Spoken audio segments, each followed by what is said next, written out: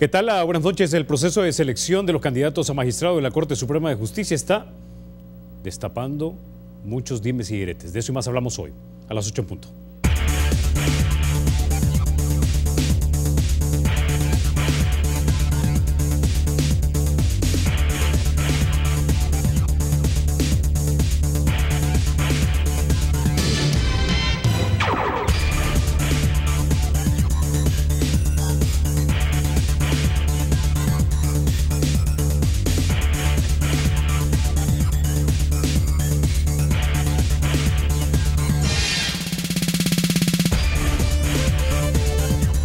Los salvadoreños somos solidarios, atrevámonos a creer y juntos derribemos imposibles. Bueno, sin mayor preámbulo, vamos a introducir a nuestros invitados esta noche. Nos acompaña Claudia Umaña, y es la presidenta de la Junta Directiva de la Fundación de Transparencia y Justicia. También nos acompaña el señor Roberto Rivera Ocampo, él es el vicepresidente de Acción Ciudadana. Y también nos acompaña el señor Javier Castro, él es el director de Estudios Legales de FUSADES. Bienvenidos a 8 en punto. Bueno, antes de iniciar, quiero que pongamos en pantalla un pequeño sondeo no científico que hemos hecho acerca de la candidatura del señor José Luis Merino. Hicimos la siguiente pregunta. En caso de violación, dice la Sala de lo Constitucional, y emitirse fallo de inconstitucionalidad respecto a la candidatura del señor Merino, no podrá asumir como diputado. En el caso de resultar electo, pregunta: ¿cree usted que el señor Merino del FMLN debe ser candidato a diputado? En este momento tenemos por lo menos 361 votos, lo pusimos hace unos 40 minutos.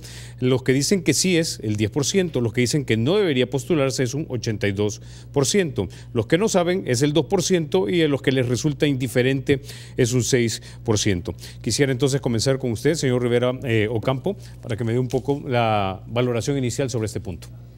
A ver, yo creo que estamos ante una situación un poco o bastante crítica, en el sentido de que tenemos que esperar a que la Salga venga a corregir la plana de algo que en ningún momento debió haber pasado. La candidatura de José Luis Merino a todas luces era inconstitucional. Él, por el cargo que ostenta y por no dejarlo a tiempo, no debería haberse presentado como candidato del FMLN a una diputación. Sin embargo, creo que la responsabilidad también recae sobre el Tribunal Supremo Electoral, que ante un hecho como el que estamos señalando no actuó ni puso un pero a la candidatura de José Luis Merino. Así que yo creo que la Sala, ante la demanda que interpuso un grupo de ciudadanos, pues está reaccionando como debe hacerlo, a mi juicio, y vamos a esperar lo que viene, ¿verdad? Porque es una situación un poco difícil para ellos resolver en este momento, en particular a menos de una semana de las elecciones. Ok, quiero ir con usted ahora, señor Javier Castro, pero antes de eso, quiero que escuchemos algo de lo que nos dijo el señor Aldo Cader. Él es candidato a magistrado de la Corte Suprema de Justicia y está siendo propuesto, si mal no recuerdo, por el Centro de Estudios Jurídicos. La respuesta que usted va a escuchar se dio en el marco de la cita que hicimos del artículo de la Constitución, el 127, que básicamente prohíbe que el presidente, el vicepresidente, los ministros y los viceministros se presenten como diputados. Quiero que escuchemos lo que dijo entonces el señor Aldo Cader.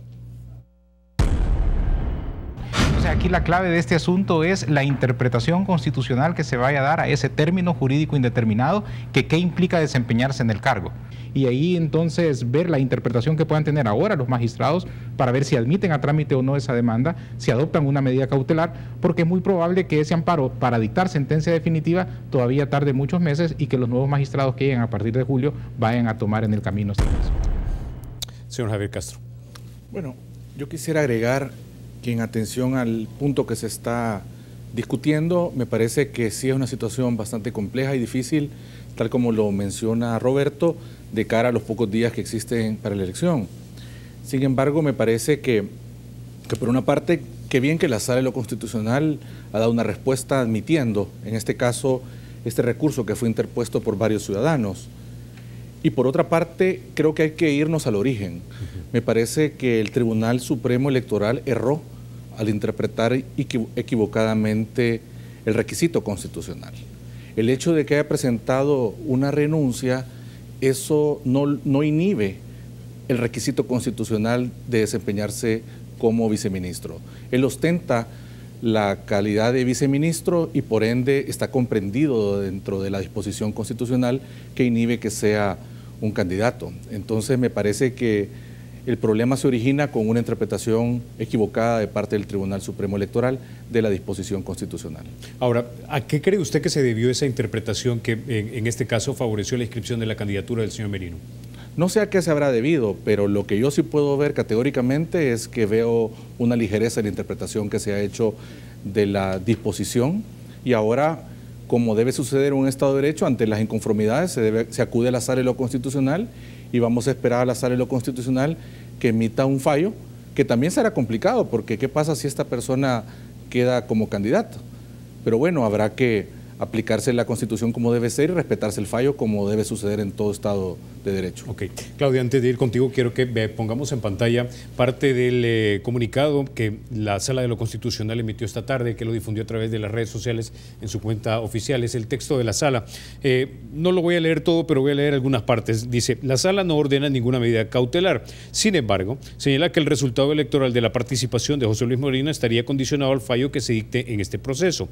Y enumera una serie de escenarios. Dice, si se constatase la violación constitucional y se emitiera un fallo de inconstitucionalidad, el señor José Luis Merino no podrá asumir el cargo de diputado. En el caso de resultar electo, asumiría el suplente de su grupo parlamentario. Claudia. Bueno, realmente este es un tema que debe de analizarse de una forma muy profunda, porque si se continúa con un criterio tan amplio como el que aceptó el Tribunal Supremo Electoral, se estaría abriendo la ventana para que en futuras ocasiones se le haga este fraude a la Constitución. Esta es una manera muy ligera de haber interpretado el orden constitucional, que lo que hace es que te quiere separar del cargo para precisamente que el funcionario se pueda manejar con mayor independencia y pueda correr de una forma más apegada a sus propios criterios. Al final de lo que se está hablando es que si esta persona va a tener o no fuero. Y realmente en El Salvador el problema ha sido un abuso sobre las protecciones que se le han dado de manera absoluta a ciertos cargos públicos. En nuestro caso, en la Fundación DTJ, creemos que hace falta un mayor análisis y depuración de lo que fue una figura que históricamente se ha tenido, pero que también en otros países se ha empezado a limitar para que no hayan estos abusos. Yo creo que de esa resolución que tú leías hay temas muy cruciales, y una es qué sucede con una persona que ya fue electa. A nuestro criterio hubiera sido todavía mejor que se le hubiera inhibido de participar en las próximas elecciones, pero en ese sentido más bien la Sala de lo Constitucional optó por un criterio en ese sentido bastante cauteloso, que también es respetable porque hay en este momento una serie ya también de momentos electorales que se avecinan. Estamos a la vuelta de un par de días para las elecciones y también ya estaba toda la parte organizacional, como te digo, al menos en el criterio de la Fundación DTJ se actuó con un criterio bastante flexible. Ahora, usted mencionó algo acerca del fuero constitucional, y es que sobre el señor José Luis Merino, si mal no recuerdo, pesan, digamos, algunos señalamientos que se han hecho en Estados Unidos de algunos congresistas o senadores acerca de sus presuntos vínculos con grupos irregulares, y que eso de alguna manera influyó en que el partido FMLN decidiera primero hacerlo viceministro para darle fuero y luego lanzarlo como candidato a diputado.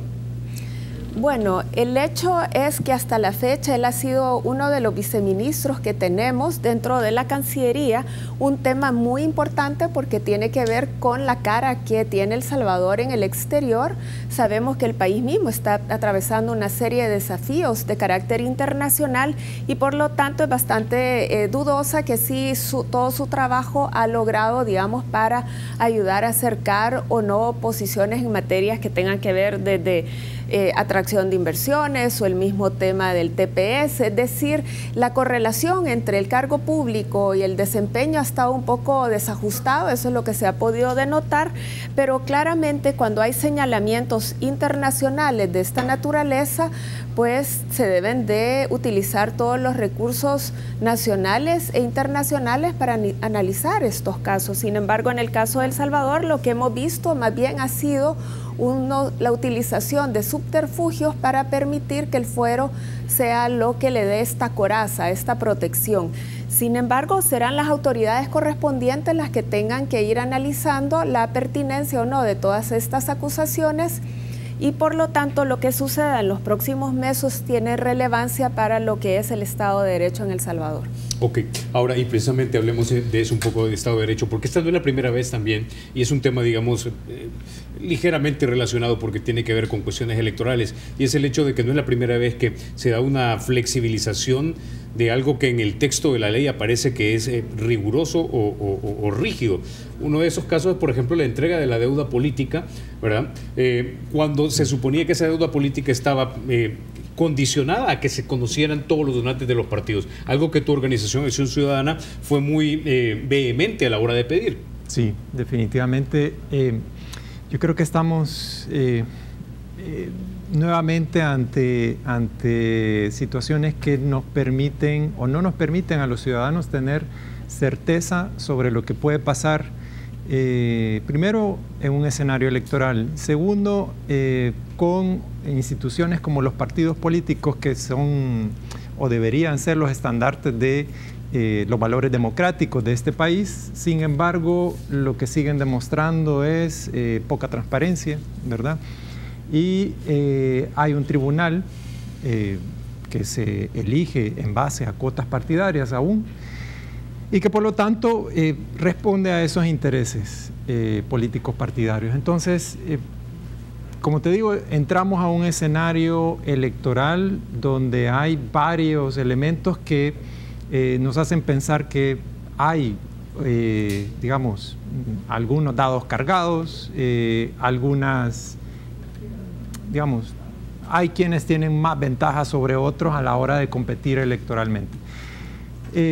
Creo que estamos también en un contexto donde se tiende mucho a flexibilizar, como tú decís, la ley, dependiendo a quién beneficie, y eso para el elector, para el ciudadano, creo que es una mala señal porque después terminamos preguntándonos si vale la pena realmente ir a votar. Nosotros tenemos que convencer nuevamente al ciudadano de que vaya a votar, de que no anule su voto y de que sí vale la pena defender los valores democráticos, pero las instituciones tienen que poner de su parte, porque si no empezamos a dudar de la institucionalidad, y eso es grave. Ya vimos las consecuencias en otros países y lo que tenemos que evitar a toda costa es que eso pase aquí en El Salvador. Ahora, Javier, ¿miras tú influencia indebida de partidos en esta decisión que se tomó en el Tribunal Supremo Electoral? Porque favorecería la candidatura del señor Merino, pero yo he leído abundantemente de simpatizantes del Frente que dicen que el Tribunal Supremo Electoral ahora es controlado por el Partido Arena. Bueno, yo creo que una interpretación equivocada, me parece que el Tribunal Supremo Electoral no quiso resolver de forma contraria rechazando una candidatura de esta naturaleza. Y sí me parece que de alguna forma las influencias políticas que pueden existir de alguna forma han incidido en esa decisión de mantener la candidatura y no negarla, haciendo una interpretación que a mí me parece bastante clara del texto constitucional. Y entonces, ante la falta de acción o de falta de decisión del Tribunal Supremo Electoral, de determinación de rechazar una candidatura de esta naturaleza, me parece que lo que se hace mejor es dejar que otro tome la decisión y no hacerlo el Tribunal Supremo Electoral, que para eso también es supremo, ¿verdad? Y que debió haber tomado esa decisión aplicando la Constitución como debía debía ser. Ok, con esa idea nos vamos a ir a la pausa, pero usted puede seguir opinando sobre este tema. Tenemos el sondeo colgado en la cuenta oficial de 8 en punto, que es @8 en punto, si usted recién nos sintoniza. La pregunta es básicamente si el señor Merino debería haber sido candidato por el partido FMLN para diputado. Y de hecho tenemos el sondeo, lo vamos a poner en pantalla. En este momento ya tenemos 478 votos. Los que están a favor es un 8%, un 85% no está de acuerdo con la candidatura, un 1% dice que no sabe si estar de acuerdo o no, y a un 6% le es indiferente. Con esa idea vamos a irnos entonces a la pausa. Cuando regresemos vamos a hablar pero de las elecciones a magistrados de Corte Suprema de Justicia y la polémica que se ha creado entre dos organizaciones. Ya volvemos.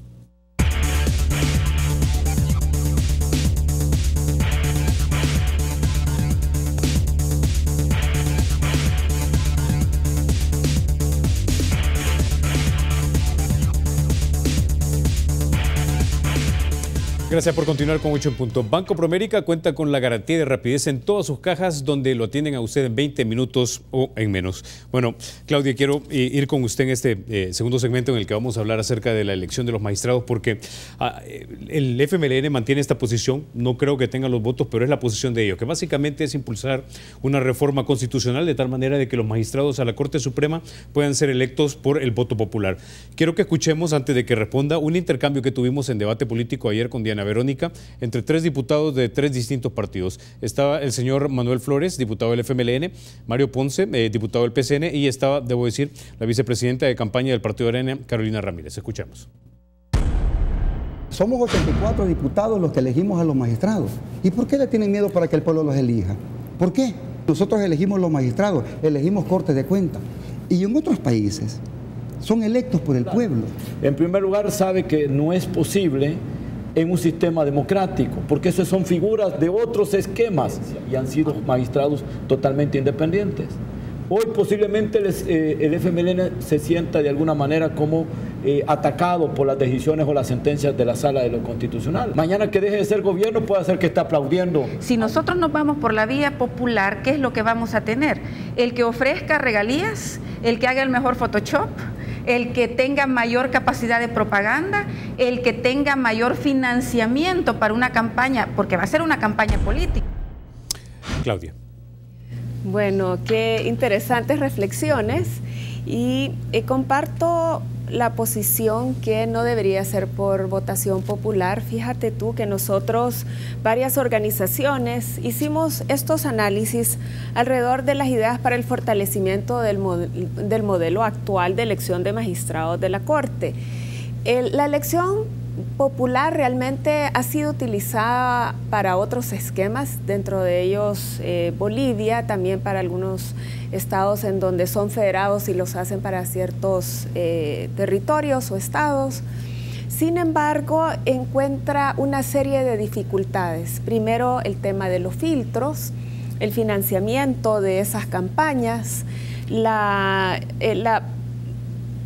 posibilidad que se vuelvan elecciones de carácter populista, de prebendas, de mucho clientelismo político. Estamos hablando del máximo intérprete de la Constitución, y te voy a decir algo, como Fundación DTJ hemos venido precisamente creyendo que sí debe de haber un espacio para la ciudadanía, como decía ahí un diputado, para el pueblo. Y por eso es que nosotros, hablando de cómo regresamos a lo que fue el espíritu de los acuerdos de paz. Como Fundación DTJ creemos que los acuerdos de paz dieron uno de los mayores logros, fue precisamente el esquema de elección de segundo grado. Una elección que tuviera una serie de filtros que se veían enmarcados en lo que ahora es el proceso que se lleva en la FEDAES, y el otro, digamos, el otro gran actor, que es el Consejo Nacional de la Judicatura, y por supuesto que hay una fase política como es la elección adentro de la Asamblea Legislativa. Así que a nosotros nos parece que será interesante encontrar mecanismos para que vayamos perfeccionando lo que ahora tenemos, pero ciertamente echar al traste todo lo que a nivel de estándares internacionales demuestra que algunos beneficios ha traído la elección de funcionarios de segundo grado a través de la Asamblea Legislativa, pero hacerlo en voto directo sería un desacierto de carácter inmensurable. Así que si debemos de hacer algo es volver a analizarlo en base a todos los estudios y en aquellas áreas de dificultad, pues las mejoremos. Y yo te quiero decir algo, hemos mejorado algunos temas. Por ejemplo, en esta ocasión, yo sé que ahorita lo que está en boga es que hablemos de los problemas que hemos tenido, pero hablemos también de las luces. En esta ocasión, el Consejo Nacional de la Judicatura hizo el lanzamiento de su manual, un manual que hacía falta desde hace muchísimos años y creo que ha sido uno de los grandes logros de estos últimos tiempos. Yo felicito realmente el trabajo que se hizo, además de haber consultado a la sociedad civil. Otro de los grandes aciertos ha sido que asociaciones como el Centro de Estudios Jurídicos llevó a cabo procesos mucho más competitivos y transparentes. También debemos de señalar que la FEDAES, al menos en su instancia que era su comité electoral, pues también procedió a depurar a candidatos que tenían un corte absolutamente partidario. Y todo lo demás ha demostrado que cuando tú analizas los perfiles del tipo de magistrado al que debemos de aspirar, pues debemos de contar con personas independientes, imparciales, con conocimientos jurídicos sobresalientes, alta calidad moral, personas con compromiso con los derechos humanos, el Estado de Derecho y también que tengan temperamento judicial. Tú muy bien sabes que si algo habrán demostrado estos magistrados es que nos hayan o no gustado todas sus resoluciones, ciertamente han tenido una gran templanza, porque han estado sometidos a una serie de amenazas durante estos 9 años. Les han hecho protestas, amenazas verbales, en convenciones se les ha vuelto a reiterar, digamos, que este tipo de comentarios cuando han ido a repartir sus constituciones les han cerrado calles, es decir, ha sido realmente todo un tema en el cual también nosotros como fundación estuvimos muy activos en la defensa de la institucionalidad, no de las personas en particular, cuando tuvimos todo aquel gran acecho que fue el 743, en donde hasta la relatora de Independencia Judicial de Naciones Unidas se tuvo que acercar, igual de la OEA, porque la amenaza hacia la independencia y separación de los poderes del Estado estaba realmente en un momento muy crítico. Ok, ahora Javier, antes de ir contigo, hay que decirle a la gente que nos mira en casa que básicamente la propuesta de la FMLN es mover el péndulo hacia el otro extremo. En un momento dado, antes de los acuerdos de paz, los jueces de la Corte Suprema de Justicia eran nombrados por el presidente de la República. Básicamente, se le quitó ese poder al presidente, que básicamente era un pequeño rey antes de los acuerdos de paz, y se pasa a que sean los políticos en el lugar por excelencia para negociar, que es el Congreso de nuestro país, ¿no? Llevarlo al voto popular básicamente sería ir del presidente a la gente, y los jueces no pueden ser electos de esa manera porque de repente los transformas en políticos y van a empezar a ofrecer cosas que no debe ofrecer un juez. Exacto. No, definitivamente. Uno de los aspectos más importantes que se buscó con la firma del acuerdo de paz fue justamente la independencia judicial, y se crea este mecanismo que tiene distintas etapas y que se ha conversado mucho sobre ello, pero con el objeto de ir buscando esa independencia. Que tal vez el mecanismo en algunos aspectos ha fallado porque en el pasado también han existido cuotas. Tenemos que ver justamente cómo mejoramos o fortalecemos el proceso que tenemos actualmente. En primer lugar, pensemos de que tiene asidero constitucional, y para hacer una reforma hay que llevarse a cabo todo el proceso de reforma constitucional. Pero el planteamiento que a mí que estamos viendo que se hace de elección popular de magistrados de la Corte Suprema de Justicia me parece que es inaceptable, y es una propuesta que sería conducente hacia el control político del órgano judicial, porque precisamente si sometemos a jueces que deben simpatizar con la Constitución, no con generar simpatías personales o andar viendo qué hace para que la gente le dé un voto, y además quién está detrás de una campaña electoral para que se difunda más, digamos, un proyecto o un programa que quiera plantear un juez en una elección. Entonces me parece que es algo muy serio y lo que se estaría haciendo es desnaturalizando la justicia y exponiéndola al control político. Y eso es lo que pasa, o sea, si tenemos el referente internacional, que es el de Bolivia, creo que ese no es ningún ejemplo para seguir en cuanto a independencia judicial, porque en efecto está altamente cuestionada la independencia judicial. Y el otro ejemplo de los jueces de distrito en Estados Unidos, esos son jueces reducidos a una circunscripción muy pequeña. Tú has vivido allá, tú lo conoces, sí, que es diferente a lo que hace una sala de lo constitucional. Exacto. O una Corte Suprema de Justicia. Y entonces me parece que es una propuesta que debe ser rechazada y que debe descartarse por completo, porque necesariamente nos llevaría hacia un control judicial y nos llevaría a una banalización de la justicia. Ok, ahora, Roberto, las críticas que yo he escuchado vienen de los dos lados básicamente, y aquí nos adentramos ya a la selección de los candidatos específicamente, porque por lo menos hay 3 candidatos que se han propuesto en una de las asociaciones que tendrían simpatías con el partido de gobierno, ¿no? Es el señor Zelada, el señor Ulises Rivas y el señor Jaime Martínez, que también ha sido funcionario del gabinete del presidente básicamente, pero también del lado de los otros candidatos tal vez no tienen una vinculación partidaria, digamos, más abierta o más clara, pero aquí han venido funcionarios del FMLN que me han dicho que el Centro de Estudios Jurídicos, por ejemplo, está influenciado por personas que han sido muy importantes en gobiernos del partido Arena, como por ejemplo el doctor Borgo Bustamante, que fue vicepresidente, o el doctor Hernández Valiente, que fue ministro de Justicia durante la administración del presidente Cristiano. Entonces, ves por los dos lados que dicen, bueno, aquí estos son abiertamente relacionados con el frente y aquí es, no, lo que pasa es que hay gente que influencia de repente la selección de los candidatos.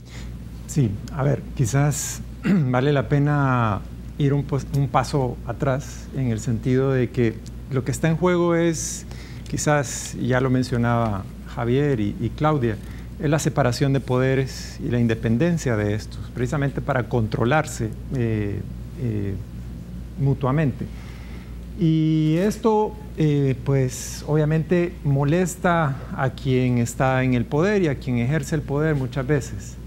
Ahora, creo que también hay una particularidad en el proceso de selección de estos precandidatos que hace que hoy tengamos ese conflicto entre, bueno, internamente en la FEDAES en particular, y ese florecimiento de organizaciones, esa interpretación nuevamente de reglamentos que hacen que precisamente se puedan presentar personas con una afinidad bastante obvia.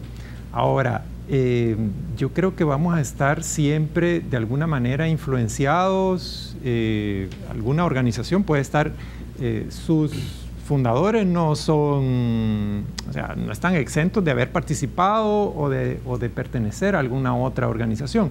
Sin embargo, yo creo que la ley es clara y los reglamentos que se aplican o los filtros deben aplicarse parejo. Ahora, quizás lo que hace falta o a lo que deberíamos ponerle mucha atención es que nuevamente en estas elecciones del 4 de marzo estamos ante la posibilidad de poner la última barrera para que, independientemente de donde venga, de la orientación o de la afinidad que tenga los candidatos a magistrados de la Corte Suprema de Justicia, tengamos todavía la posibilidad de un filtro más, que son los diputados, ¿verdad? Los diputados tendrán esa responsabilidad grande sobre sus espaldas de elegir a estos funcionarios de segundo grado y no sé, me da la impresión de que estamos en un contexto electoral donde, bueno, el Frente obviamente quiere tomarse el poder o quiere tomarse la sala.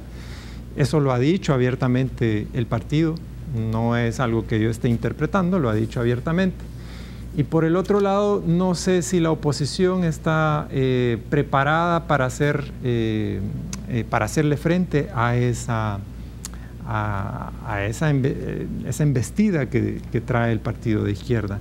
Entonces, ciudadanos tenemos que pues salir a votar masivamente, porque esa es la cosa que nos queda, ser observadores del proceso de selección de candidatos a la Corte Suprema de Justicia, pero una vez instalada la nueva legislatura, seremos los ciudadanos, ¿verdad?, las organizaciones sociales, etcétera, las que tenemos que estar vigilantes precisamente de la otra etapa de elección que falta todavía. Ok, Claudia, una pregunta más, y es, ¿crees tú que estos funcionarios que han sido abiertamente simpatizantes del partido FMLN deberían renunciar a su aspiración de ser magistrado de la Corte Suprema de Justicia por transparencia?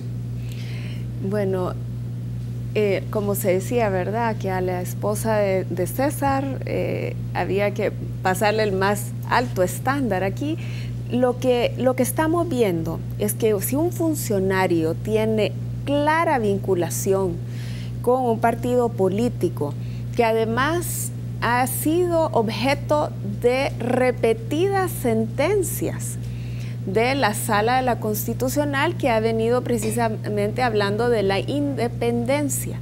Estas personas, al tener un acercamiento tan estrecho con partidos políticos, corren el peligro de nublar su objetividad, su posibilidad de hacer un análisis muy técnico, y que sea más bien esa influencia partidaria que les haga tener una vinculación no con el espíritu de la ley, con la Constitución, sino que con el interés partidario.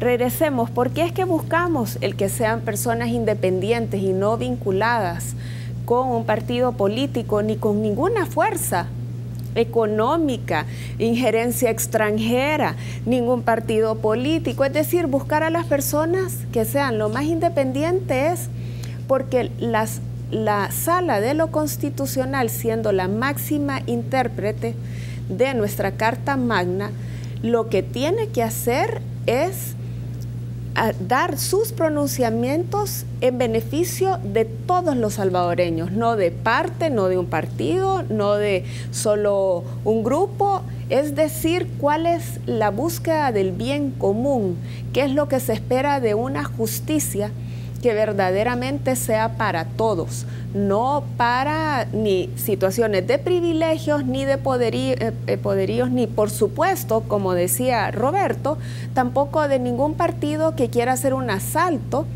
al Estado a través de la Sala de lo Constitucional. Fíjate tú, qué experiencias hemos tenido precisamente en Latinoamérica, que cuando la Sala de lo Constitucional nos sirve de realmente para detener ese oleaje de concentración de poder, ves el tema de las reelecciones, ves cambios constitucionales que tienen que ver con las partes esenciales, es decir, las cláusulas pétreas, ves que esto, porque mira, cuando uno habla de estos temas, la verdad es que la mayoría de la gente por ratos hasta apaga la televisión y dice, uy, qué aburrido, otra vez los abogados hablando.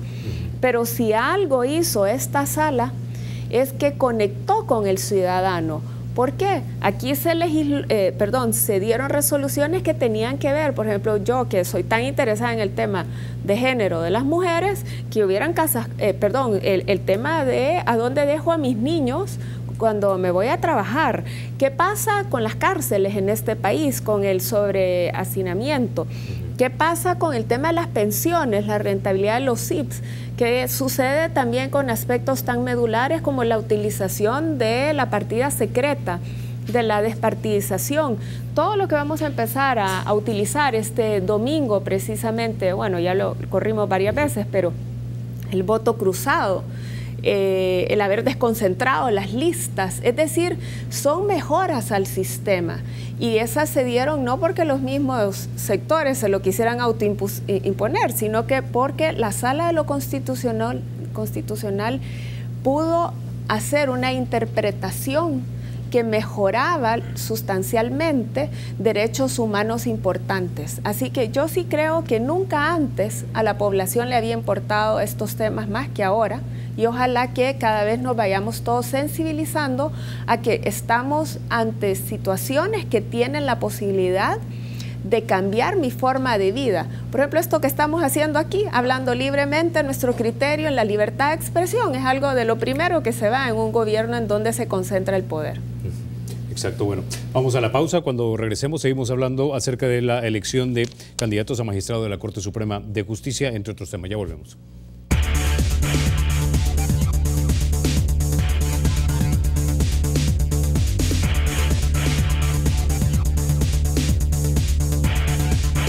Gracias por continuar con 8 en punto. Bueno, voy a leer un par de tweets porque yo creo que profundiza un poco acerca de este tema de la selección de los candidatos, ¿no? Nos escribe el señor José Rafael Castro: la señora Umaña está preocupada porque no hay abogados con roce político. Yo estaría preocupado, dice, porque no entren abogados que representan a sectores económicos poderosos ni dependientes de líderes religiosos oportunistas. Ese es un primer comentario.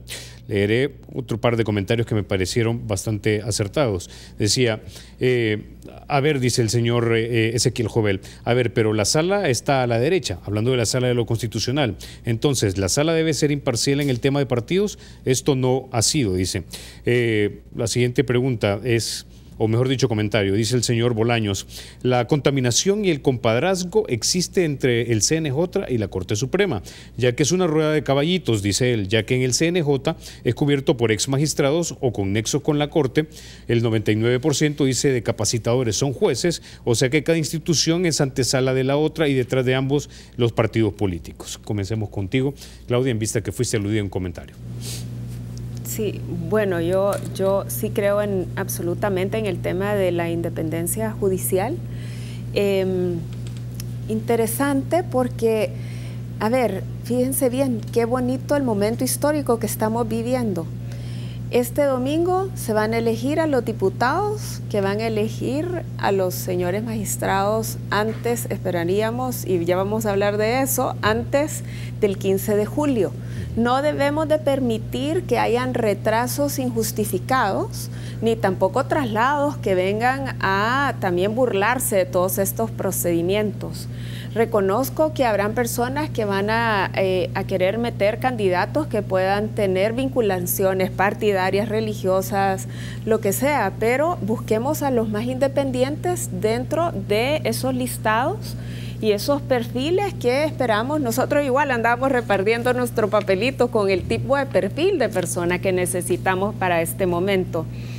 Y es que la justicia en este país tiene muchos desafíos, así que sí podemos soñar con un tipo de magistrado, bueno, que debemos de lograr que sean los más independientes. Yo quiero decir que las sentencias de la Sala de lo Constitucional a lo largo de 9 años, yo no sé, tal vez de la forma en que las he leído, han tenido que ver con todos los temas del ámbito nacional, que han incluido derechos políticos, derechos de salud, derechos, acceso al agua, a las cárceles, a los temas de transparencia, a la libertad de expresión, al tema de concesiones, al tema de arbitrajes. Y déjenme que les diga, yo no he visto derechas e izquierdas, he visto derechos humanos y aspectos muy particulares de la República que se tenían que analizar.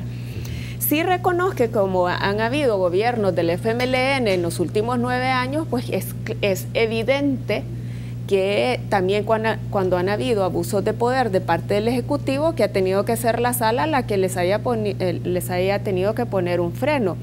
Pero creo absolutamente que ha sido por esa causa, porque es obvio que quien ha ostentado el poder ha sido los gobiernos del FMLN.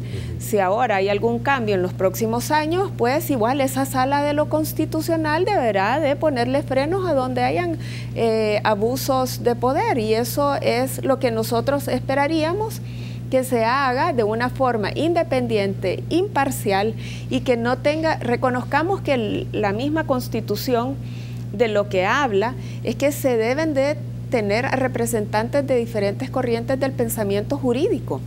En este país hay una república y tenemos visiones pluralistas. Yo de verdad que nunca apoyaría a que tengamos de solo un sector, porque quiera que no, se estaría excluyendo a otros sectores de la población. Así que debemos de tener magistrados que conozcan de la Constitución, de también el tipo de justicia que necesitamos y que no vayan a ser ningunos populistas judiciales, porque entonces ahí sí podemos echar al traste lo que tanto nos ha costado en esta república y por supuesto haber mantenido los acuerdos desde la firma de la paz. Ahora, Javier, pregunta, ¿no debería reformarse tal vez para añadir, quizás no sé si decir esto, más filtros para la selección de los candidatos? Es decir, algo que a mí me resulta, digamos, sorprendente es que en este país los magistrados de la Corte Suprema de Justicia, de la Sala de lo Constitucional, muchos de ellos vengan del ejercicio privado y no hayan sido previamente jueces, cuando todo indicaría que si quieres a un juez del más alto tribunal dentro del territorio nacional deberían ser jueces, que a los que ya conoce su filosofía jurídica, el tipo de jurisprudencia que han utilizado, ya sabe si tienen el suficiente conocimiento técnico e incluso entre los abogados se conocen o los jueces se conocen y pueden saber si este es o no es corrupto, por ejemplo. Yo creo que desde luego que alguien que ha desempeñado de forma satisfactoria una carrera judicial ejemplar es alguien que debe ser considerado juez, y ya no se diga juez del máximo Tribunal de Justicia. Pero fíjate que me parece que cuando uno habla de los perfiles y de la conformación que debe tener una sala de lo constitucional, me parece que deben combinarse varios elementos. Desde luego quienes manejen el tema de la experiencia judicial, pero también de la academia. Personas versadas en derecho constitucional es fundamental y que desde luego conozcan la jurisprudencia. Y yo creo que acá, por eso hemos insistido, Carlos, en el tema de los filtros, y filtros en todas las etapas. ¿Y a qué obedecen estos filtros? Los filtros responden a que se cumplan con los parámetros que señala la jurisprudencia constitucional en temas de idoneidad, en temas de independencia político-partidaria, en temas de mérito, etcétera. Y por eso hemos estado exigiendo que la FEDAES cumpla filtros. En el CNJ vendrá su filtro, que es el manual que ya mencionaba Claudia. Y cuando hablamos de reforma, fíjate que también tenemos el tercer filtro, que es la Asamblea Legislativa, que va a ser la nueva legislatura, la que vamos a elegir el otro domingo, que va a tener la responsabilidad histórica de hacer esta elección. Y entonces ahí te quiero comentar que el día de mañana, como parte del Consorcio por la Transparencia, que somos FUSADE, DTJ y otras organizaciones, vamos a presentar una propuesta de reformas al reglamento interior de la Asamblea Legislativa, porque la actual regulación son solamente 3 artículos, que es totalmente insuficiente y no permite conducir una elección y una discusión legislativa con los niveles de transparencia que esperaríamos. Entonces, va una propuesta para que se mejore ese proceso en la Asamblea Legislativa. Cuando uno ve otros procesos que nos sirven de ejemplo, viendo el caso, por ejemplo, cuando se elige un juez de la Corte Suprema de Estados Unidos, pasan hasta 4 días en entrevista. Exacto. Viendo toda la trayectoria, el Comité del Senado hace una revisión de toda la trayectoria y se hace una discusión amplísima y muy rigurosa. O sea, nosotros quisiéramos acercarnos, obviamente con los matices de nuestra realidad, pero sí entrar un poco en profundizar en el pensamiento jurídico de esta persona y asegurarnos que llegan las personas idóneas y más capaces a la sala de lo constitucional. Y en ese sentido, la responsabilidad que va a tener la nueva Asamblea Legislativa es enorme, para que ya no hayan cuotas de funcionarios, cuotas de partidos, que no hayan atrasos, que no hayan traslados de magistrados de otras salas a la sala de lo constitucional, entre otros aspectos que nosotros hemos venido señalando. Ahora, Roberto, intuyo que coincides con eso, es decir, a veces la impresión que me ha dado cuando van y hacen las entrevistas para los magistrados de Corte Suprema de Justicia es que casi es un mero trámite. Lo único que le importa es, quiero saber si tenés vínculo partidario o no, y si te lo descubro, entonces queda fuera, pero si no te lo descubro, entonces me hago el del ojo pacho. Pero realmente no hay un examen, un escudriñamiento, como lo hacen en Estados Unidos, para yo conocer cuál es el pensamiento jurídico de esta persona, si por ejemplo va a respetar las decisiones de jurisprudencia que ya se tomaron anteriormente o si va a decidir cambiarlas o no, porque eso impacta a todo el resto de la sociedad. Por ejemplo, si tuviésemos 4 magistrados que no están de acuerdo con la manera en la que ahora estamos votando, entonces ya no votamos por rostro, volvemos al voto por la bandera, etcétera. Y eso es algo que impacta la vida de la República. Así es. A mí me llama la atención cuando escuchaba a Javier. Yo quisiera que esos filtros también se aplicaran a los diputados, ¿verdad? Porque, como lo decía la diputada, no, la ex diputada Claudia Ramírez,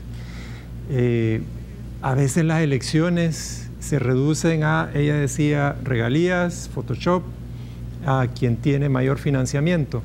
Y esto que estamos viviendo ahora es interesante en cuanto a la rigurosidad que se quiere implementar para la selección de los candidatos a magistrados de la Corte Suprema de Justicia. Yo creo que vamos a sentar precedente con una ciudadanía mucho más involucrada en ese proceso. De hecho, estamos llevándole la pista de bastante cerca a ese proceso. Obviamente, lo que no quisiéramos es que se caiga en la banalización de unas elecciones que tienen tanta importancia. Y a pesar de que no están en campaña, porque no es una elección de carácter popular, sí vemos a varios de los candidatos a la Corte Suprema de Justicia haciendo una especie de campaña, porque alguien los va a tener que elegir, los abogados van a tener que votar pronto. Y lo que esto ha generado es unos mecanismos alternos, digamos, de cómo llegar a tener unas mayorías para poder tener dentro de la Sala de lo Constitucional, particularmente, a gente afín a un determinado pensamiento ideológico, etc. Entonces, es complejo. Yo creo que sin ánimo de repetirme, hay un reto importantísimo, no solo para las instituciones, sino para la sociedad en su conjunto, de presionar para que se reforme el reglamento interno, presionar para que se apliquen los filtros y presionar para que los representantes, ¿verdad?, en la Asamblea Legislativa, nuestros representantes, nos gusten más o nos gusten menos, hagan su papel, jueguen un rol determinante en la selección de esos magistrados. Ok. Antes de irnos a la pausa, quiero preguntarte algo a ti, pero voy a utilizar un comentario que nos hizo llegar a través de nuestra cuenta oficial de Twitter. Y estos son los jabcitos que de repente se las pegan a su servidor aquí, el conductor, dice. ¿Por qué no le preguntas, dice el señor Schuman, cuando estuvo Arena, no lo hicieron, es decir, hablar de transparencia, de filtros y todo eso? Te veo de oyente, dice, y no de entrevistador. Disculpa, pero es lo que se ve. Bueno, hagamos la pregunta. Porque es cierto, las Cortes Supremas anteriores, porque esto de la cultura de la transparencia ha venido siendo de los últimos 3-4 años, y ahora que la adquirimos no la queremos soltar, pero es cierto que antes no se hablaba de los candidatos magistrados de la Corte Suprema de Justicia, ni tampoco del hecho de que muchos de estos magistrados estaban supuestamente bajo las órdenes de los gobiernos areneros. Bueno, solo déjame decirte que en nuestro caso hemos venido trabajando para crear la Ley de Acceso a la Información Pública en gobiernos de Arena. Y, de hecho, yo creo que se debió precisamente a la alternancia que se abrieron estos espacios para poder valorar que era fantástico trascender a mayores niveles de rigurosidad en cuanto a la información que debería ser de beneficio para todos los salvadoreños. Entonces, de hecho, nosotros empezamos a hablar de estos temas de transparencia, y además está documentado desde el año 2005, y luego empezamos a proponer legislación alrededor del tema. Fue, si tú recordarás, la sentencia de la Sala de lo Constitucional que habló de la partida secreta y de estos traslados que se hacían de una partida a la otra sin que pasara por las aprobaciones de la Asamblea Legislativa, y que además eran absolutamente opacas y que venían desde tiempos de Arena, pero que también vimos que se retomaron por la presidencia Funes con mucha amplitud. Entonces yo les digo, así como puedo ser muy crítica con gobiernos de Arena, también soy absolutamente crítica con gobiernos del FMLN, porque cuando se encontraron aspectos que deberían de haber sido objeto de reforma, más bien el poder, si ustedes lo ven, tiende a volver a perpetuar estos grandes vicios. Así que debemos de decir que si queremos que este país prospere, si seguimos con el rollo de que en otro tiempo no lo decían, ahora sí se dice, pero entonces nunca vamos a salir de lo mismo. Yo de los que les puedo hablar es que el próximo 10 de marzo va a existir una próxima elección y tiene que ver que ojalá que todos los abogados que nos están escuchando vayan a votar y vayan a votar por las personas que tengan estas características y que nos pongamos altas aspiraciones. Ok. Con eso ya vamos a la pausa y ya volvemos.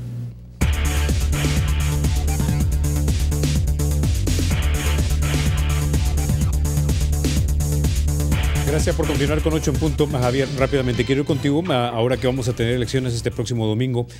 ¿No crees tú que va a ser problemática la conformación de las mesas receptoras? Yo esperaría que no, que se desenvuelvan de forma positiva las elecciones. Creo que no estarían pasando los problemas de la elección del 2015. Sí ha habido complejidades y esperamos de que lo que se ha advertido en las simulaciones, creo que a partir de ahí surjan medidas correctivas para evitar ya los problemas el domingo. Sin embargo, creo que hay un enorme reto y nosotros desde FUSADES, por una parte, hemos señalado la importancia de que los ciudadanos acudan masivamente a ejercer el sufragio y también, por otra parte, el Tribunal Supremo Electoral que brinde todas las garantías de transparencia y eficiencia en la administración de las elecciones de este domingo. Ahora, Claudia, ¿tú cómo ves la parte logística de esta elección? Bueno, el mayor desafío lo veo en la parte de que es la primera vez que se va a implementar la ciudadanización de las mesas. Se buscó que estuvieran integradas por 5 personas, va a ser por 3, entiendo, en algunos casos. También va a haber alguna flexibilidad para que si hay mesas que tienen más integrantes, también se puedan como reacomodar adentro de un mismo centro de votación. Así que ese podrá ser uno de los mayores desafíos. Sin embargo, debemos de reconocer que hay menos áreas de problema, señalando que en esta ocasión no va a haber elección del Parlacén, que creo que fue de lo que más retrasó en la pasada oportunidad. Han habido también algunas capacitaciones, ojalá que también ahí como ciudadanos sepamos responder al llamado que se nos hizo de ser ahora los actores fundamentales en el proceso electoral. Es un nuevo desafío y creo que debemos de permitir un nivel de tolerancia hacia que otros países han transitado por estas mismas mecánicas. Fíjate tú, en México, ahora eso está perfectamente instalado, pero no se logró el 100% la primera vez. Así que creo que debemos de dar lo máximo que podamos, de acudir a las votaciones y también de formar esas mesas con mucha responsabilidad, quedarnos hasta el final, llenar bien esas actas, como también los observadores que puedan permitir mucha transparencia en los procesos. Vamos a tener observación electoral de parte de la OEA, de la Unión Europea, también de misiones que se están organizando por Fundaungo, por la ISD y por FUSADES. Así que habrán una serie de aspectos que creo que van en mejoría. Ahora, habrá también áreas de mejora y ojalá que todos sirvamos más bien para sembrar optimismo, esperanza y ánimo de votar. Ok. Roberto, tienes la última palabra. A ver, yo lo que veo precisamente en este último tema es que hay dos retos, si no más, pero con 2 que me quiero quedar. Uno es que el proceso ha sido también muy apresurado y entonces es muy probable que tengamos a gente en las mesas que no tenga la capacidad para resolver, para incluso contar los votos, etcétera, no esté preparada porque no tuvo tiempo de ir a la capacitación, etcétera, ¿verdad? Ese es un primer reto. El segundo tiene que ver con la gran apatía de la población, que inmediatamente cuando fueron sorteados publicaban que se habían salvado de ir a cuidar una mesa, digamos, como se suele decir. Y eso creo yo que es producto de el descontento que hay hacia la política. Ahora, como decía Claudia, aquí lo que nos toca es hacer un llamado a los que fueron seleccionados pues, en el sorteo a que acudan, a que asuman una responsabilidad ciudadana. Y al Tribunal Supremo Electoral que le brinde y le facilite todas las condiciones adecuadas para que puedan ejercer ese papel. Y a los partidos políticos yo creo que es un llamado especial, porque cuando se supo que se iba a ciudadanizar eso, la Junta Receptora de Votos, inmediatamente empiezan a ver cómo burlar la ley, ¿verdad? Y sacan a gente de sus padrones para inscribirlas en la mesa. Entonces, así no se juega la democracia. La democracia se juega a construir instituciones fuertes y a respetar esos derechos de los ciudadanos, a respetar la voluntad del pueblo. Así que yo creo que a pesar de todas esas dificultades, el domingo esperamos por lo menos que sea una votación masiva y que bueno, los resultados sean respetados por todos los partidos políticos. Ok, con esa idea nos vamos a quedar entonces. Roberto, Claudia, Javier, gracias por haber estado esta noche aquí en 8 en Punto. Muchas gracias por la invitación. Gracias. Ustedes, amigos, antes de irnos, déjenme mostrarle cómo va este sondeo que hicimos, un sondeo no científico en el Twitter, en nuestra cuenta oficial. Básicamente preguntábamos acerca de la candidatura del señor José Luis Merino, ahora que hay un recurso que se ha interpuesto en la Corte Suprema de Justicia para que no sea constitucional. Básicamente teníamos unos 714 votos. Hasta hace unos minutos, las personas que están a favor de que sea candidato es un 8%, los que no están a favor es un 86%, los que no saben es un 2% y a los que le es indiferente es un 4%. Usted puede seguir votando en nuestras redes sociales, así que, dicho esto, los dejamos con la programación de Canal 33. Soy Carlos Toledo, gracias por vernos. Regresamos mañana con este compromiso, el compromiso de hablar de los temas de República. Buenas noches.